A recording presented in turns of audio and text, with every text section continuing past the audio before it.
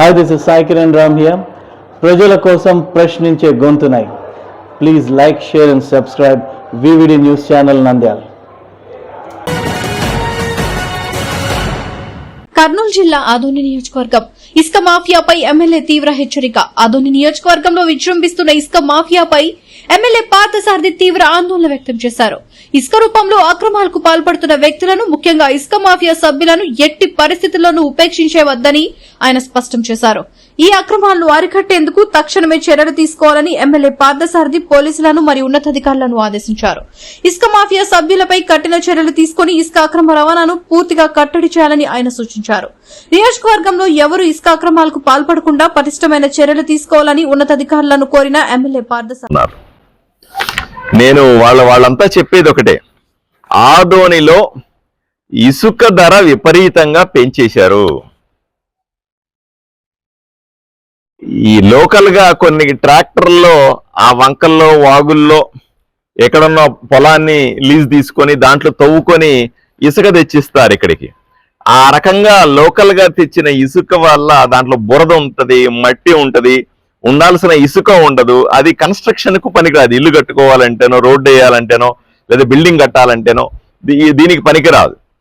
మనకు మంచి క్వాలిటీ ఇసుక అంటే మనకు రీచ్ల నుంచి రావాలా, నదిల్లో ప్రవహించే రీచుల్లో నుంచే మనకు రావాలా. మనకు మంత్రాలయంలో 3 రీచులు అఫీషియల్ గా ఉన్నాయి, అక్కడి నుంచే మనకి ఇసుకను తెస్తా ఉంటారు. కానీ అక్కడ ఏమవుతుందంటే, ఇప్పుడు స్పష్టంగా గౌరవ ముఖ్యమంత్రి చంద్రబాబు నాయుడు గారు చాలా స్పష్టంగా చెప్పారు, ఇసుకని మేము ఉచితంగా ఇస్తున్నాం ప్రజలకి, ఇసుక డబ్బులు తీసుకోవట్లేదు. వైఎస్ఆర్సీపీ ప్రభుత్వంలో ఇసుక పేరు చెప్పి విపరీతంగా సంపాదించారు, దోచుకున్నారు. మేము కూటమి ప్రభుత్వం ఏర్పడిన తర్వాత ఇసుక ఉచితంగా ఇస్తాము అని చెప్తా ఉన్నారు. అంటే కేవలం 40 రూపాయలు టన్నుకి, 1 టన్ను లోడ్ని ఇసుక తీసి ట్రాక్టర్లో వేస్తే 40 రూపాయలు మాత్రమే తీసుకునేవాళ్ళు. ఇప్పుడు నదిలో నీళ్లున్నాయి కాబట్టి దాని ఇంతకుముందే తోడి వేసుకున్నటువంటి ఇసుక ఉంటుంది కాబట్టి ఆ ఖర్చుతో కలిపి టన్నుకు 120 రూపాయలు మాత్రమే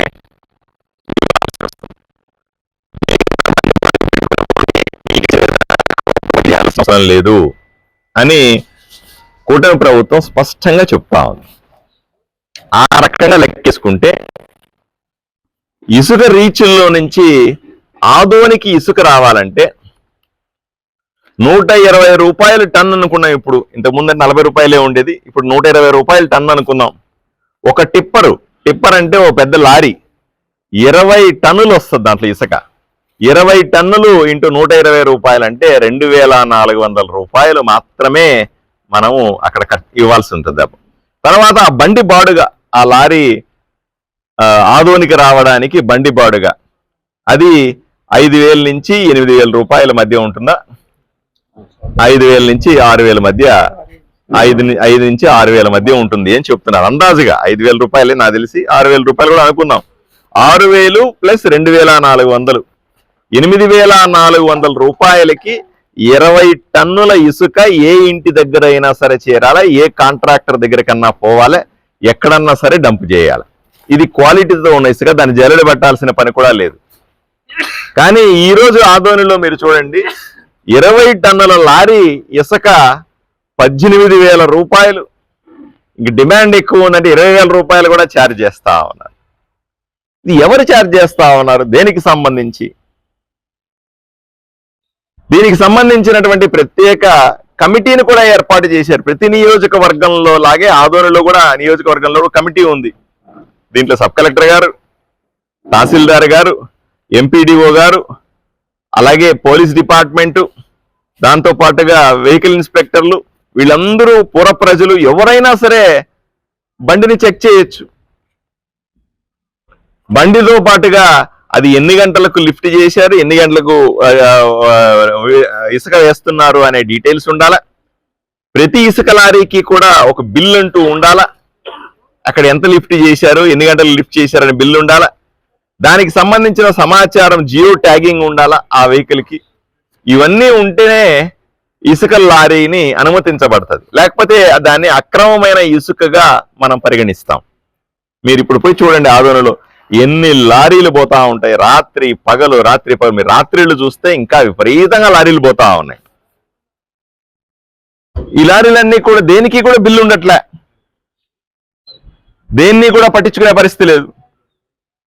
మా ఆదోనిలో ప్రజలు అయ్యా మేము ఇల్లు కట్టుకుంటామయ్యా అంటే 18,000 రూపాయలు ఇసుక టిప్పర్ వేస్తామంటున్నారు. ఎందుకు పనికిరాని ట్రాక్టర్లో అటు ఇటు గుంటల్లో వాగుల్లో తీసుకొచ్చినటువంటి మట్టిని తీసుకొని వచ్చి 3,200 3,500 రూపాయలు చెప్పిన అమ్ముతా ఉన్నారు. దాంట్లో సగం కూడా ఇసుక ఉండదు మాకు. ఇది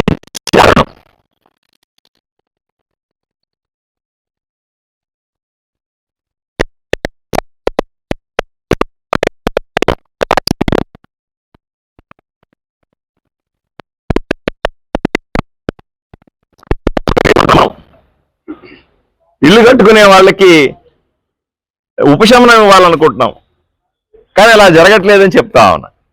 ఎవరి పాటికి వాళ్ళు నిమ్మక నీరెత్తినట్టుగా ఉన్నా. నేను నిన్ననే జిల్లాధికారులతో మాట్లాడుతా ఉన్నా, ఇక్కడ పోలీసు వాళ్ళతో మాట్లాడుతా ఉన్నా, ఈరోజు సబ్ కలెక్టర్ గారు కూడా ఫోన్ చేసి చెప్తాను. ఇది దారుణం. ఇంకోటేంటి, ఇసుక ఇక్కడి నుంచి ఇదే దారిన మనము ఆ కర్నూలు పోతూ ఉండండి ఎప్పుడన్నా, లేకపోతే ఇటు వల్లారి పోతూ ఉండండి. ఎన్ని లారీలు బిల్లులు లేకుండా, ఎన్ని లారీలు కనీస సమాచారం లేకుండా పోతా ఉన్నాయి. దాన్ని ఆపేది ఎవడు? దాన్ని చెక్ చేసేది ఎవరు? అధికారులకు బాధ్యత ఉండాలి కదా. ప్రభుత్వం మంచి పాలసీలు తీసుకుంటది, ప్రజలకు మంచి చేయాలనుకుంటది ప్రభుత్వం, కానీ దాన్ని అమలు చేయాల్సింది అధికారులే కదా. మేము తీసుకున్న పాలసీలని ప్రభుత్వం ప్రజలకు చేయాల్సిన మంచిని ప్రజలకు చేర్చాల్సింది అధికారులు. అధికారులు నిమ్మక నీరెత్తినట్టుగా మాకేం సంబంధం లేదులే అంటే, ఇల్లు కట్టుకోవడానికి 8,000 10,000 రూపాయలు ఉన్నటువంటి ఇసుక 18,000 20,000 అయితే, ఆ ఇల్లు కట్టుకోవడానికి ఎవరన్నా 5 లక్షలు పెట్టుకున్నారో, ఎవరన్నా పేదవాడు 7 లక్షలు పెట్టుకున్నాడు, ఇసుక లేకుండా ఇల్లు కట్టరా, డబల్ అయి కూర్చుంటది. ఇసుక ఖర్చుతో పాటుగానే ఆ ధర కూడా పెరిగిపోద్ది కదా, ఇల్లు కట్టుకునే ధర కూడా పెరిగిపోద్ది కదా. ఇంక పేదలకు ఏం న్యాయం చేస్తున్నట్టు మనం? దీన్ని నేను ఆదోనిలో పెట్టుకున్నాడు, ఇసుక లేకుండా ఇల్లు కట్టరా, డబల్ అయి కూర్చుంటది. ఇసుక ఖర్చుతో పాటుగానే ఆ ధర కూడా పెరిగిపోద్ది కదా, ఇల్లు కట్టుకునే ధర కూడా పెరిగిపోద్ది కదా. ఇంక పేదలకు ఏం న్యాయం చేస్తున్నట్టు మనం? దీన్ని నేను ఆదోనిలో ఒప్పుకోను. ఆదోనిలో పేద ప్రజలందరికీ కూడా, ఆదోనిలో ఇల్లు కట్టే ప్రతి ఒక్కరికి కూడా, ఆదోనిలో ఉన్న కాంట్రాక్టర్లందరికీ కూడా 8,000 10,000 లోపలే మాకు ఇసుక 20 టన్నుల టిప్పర్ కావాలి. అది ప్రభుత్వం చెప్తామో అది ఇవ్వండి. ప్రజలు కూడా కంప్లైంట్ చేయాల. ప్రజలు కూడా 8,000 రూపాయలు ఇసుకని 16,000 పెట్టి 18,000 పెట్టి 20,000 పెట్టి ఎందుకు కొంటారు? దయచేసి కంప్లైంట్ చేయండి. పోలీసులనే చెప్తా ఉన్నా, ఆపి చూడండి వాళ్ళ దగ్గర బిల్లు ఉన్నాయా లేదా, అది సక్రమమైన ఇసుక, అది అక్రమమైన ఇసుక, ఆ బండిలో ఏమున్నాయి చూడండి. అలాగే వెహికల్ ఇన్స్పెక్టర్లు ఉన్నారు, వాళ్ళు చూడాలి. ఎంఆర్ఓ కానీ లేదా ఎంపీడీఓ కానీ వాళ్ళు స్పెషల్ డ్రైవ్ చేయాలి. మనమంతా ఉన్నది ప్రజల కోసమే కదా. ప్రజలకు తక్కువ ధరలో ఇసుక ఇవ్వలేకపోతే ఇంతమందికి ఏం సమాధానం చెప్తాం మనం? నేను ఒక్కడే అనుకుంటే అవ్వదు.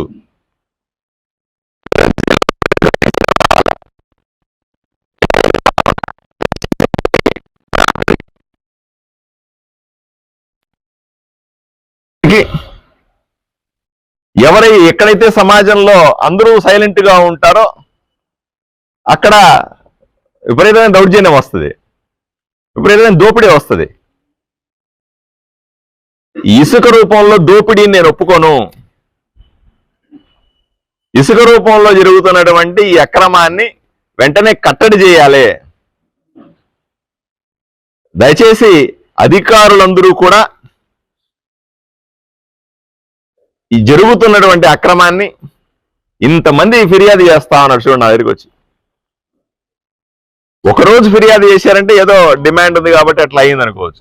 వారం రోజులు నేను చూస్తున్నాను, రోజు మార్చి రోజు వస్తూనే ఉన్నారు. ఈ ఇబ్బంది నేను చెప్తూ ఉంటే ఎవరికి సమయం ఉండట్లేదు.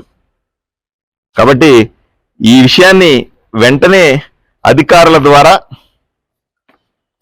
కంట్రోల్ చేయిస్తానని, ఆదోని ప్రజలు ఇబ్బంది పడద్దని, ఆదోని ప్రజలు అధిక ధరకి ఇసుక కొనే అవసరం లేకుండా నేను చేస్తానని, అలాగే కాంట్రాక్టర్లు అందరూ కూడా చెప్తున్నారు, మేము పనులు ఆపేసి కూర్చున్నామండి, మా కాంట్రాక్టర్ డబ్బులు ఏం మిగులుతుంది, డబుల్ కాస్ట్కి ఇసుక పెడితే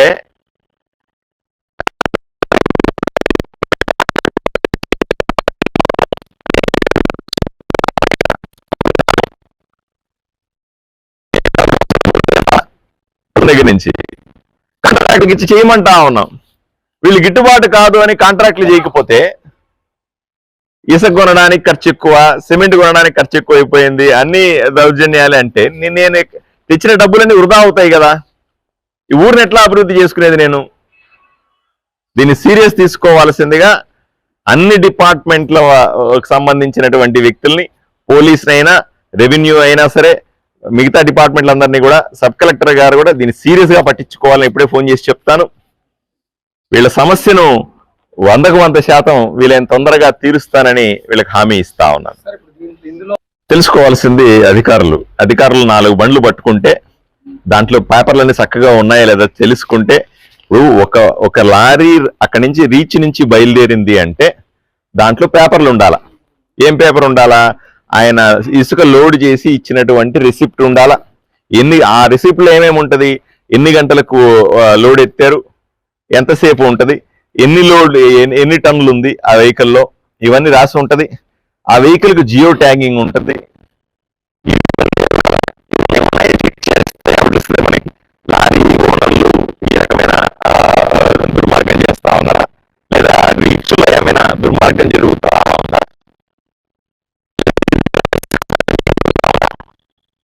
లేకుండా కర్ణాటకకి వెళ్ళిపోతే ఏ పేపర్ లేకుండా బయటికి వెళ్ళిపోతే ఇసుకంతా కూడా డిమాండ్ పెరుగుతుంది కదా. తెలుసుకుంటాం. నిజంగా వీళ్ళ ఆ రకంగా నాకు ఎవరు వచ్చి చెప్పలేదు. నాకు వచ్చి చెప్పిందంతా ప్రజలు చెప్తా ఉన్నారు. మాకు ఇసుక ధర పెరిగిపోయింది, ప్రజలు గగ్గోలు పెడతా ఉన్నారు.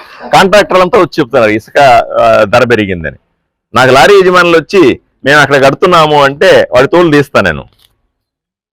ఇంత ఇబ్బంది ఉన్నప్పుడు ఎవరికి ఏ కాంట్రాక్టర్ కి ఎంత ఇసుక అవసరమో దాన్ని అలాట్ చేస్తా ఉన్నాం. దాన్ని రీచ్ నుంచి ఇవ్వాలని రూల్ పెట్టాం. కూటమి ప్రభుత్వం వచ్చిన తర్వాత గత ప్రభుత్వంలో వైఎస్ఆర్సీపీ ప్రభుత్వంలో చేసిన అక్రమాలన్నింటినీ సరిచేసి ఎవరికి ఎంత కావాలి అంటే అంత ఉచితంగా ఇసుక ఇస్తా ఉన్నాం. అది మా పద్ధతి. ఎక్కడా కూడా ఇసుక మీద కంప్లైంట్ రాకుండా చూడమని మేము నిర్ణయించుకున్నాం. అసెంబ్లీలో ఆ రకంగా తీర్మానాలు చేశాం. ముఖ్యమంత్రి గారు ఆ రకంగానే చెప్పారు మా అందరికి కూడా. కానీ ఇక్కడ నేను అలాగే జరుగుతుంటాం అనుకున్నాను. కానీ ఇప్పుడు వచ్చి ఈ వారం 10 రోజులుగా వీళ్ళందరూ వచ్చి నాకు చెబుతా ఉంటే దానికి భిన్నంగా ఉంది. అలా ఉండకూడదు అంటా నేను. దీని మీద కఠినంగా చర్యలు తీసుకుంటా, ఏం మొహమాటం లేదు, చాలా కఠినంగా చర్యలు తీసుకుంటాం. వివిడి న్యూస్ టీవీని తక్షణమే సబ్స్క్రైబ్ చేసుకోండి. నోటిఫికేషన్ కోసం బెల్ ఐకాన్ క్లిక్ చేయండి. మరిన్ని అప్డేట్స్ కోసం ప్రతి ఒక్క కుటుంబానికి ఉచిత ప్రకటనలు వచ్చే విధంగా మీకోసం మీ ముందుకు వివిడి న్యూస్ టీవీని ఏపీ ఫైబర్ నందు 99వ ఛానల్ మరియు యూట్యూబ్ నందు వీక్షించెదరు.